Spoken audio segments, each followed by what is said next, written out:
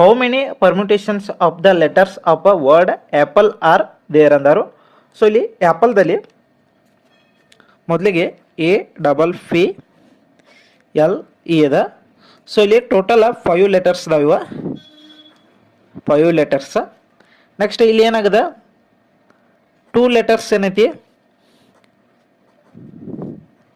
P P ಅನ್ನುವ is of same ಅದಾವು.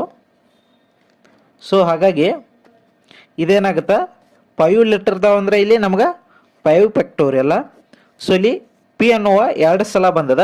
So ಹಾಗಾಗಿ ಇದು ಡಿವೈಡೆಡ್ ಬೈ 2 ಫ್ಯಾಕ್ಟೋರಿಯಲ್ ಇಲ್ಲಿ ಆಗುತ್ತೆ. So 5 ಫ್ಯಾಕ್ಟೋರಿಯಲನ್ನು 5 into 4 into 3 into 2 into 1 ಅಂತ ಬರಿಬೋದು.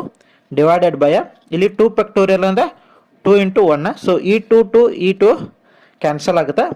ಸೊ ಇಲ್ಲಿ ನಮ್ಗೆ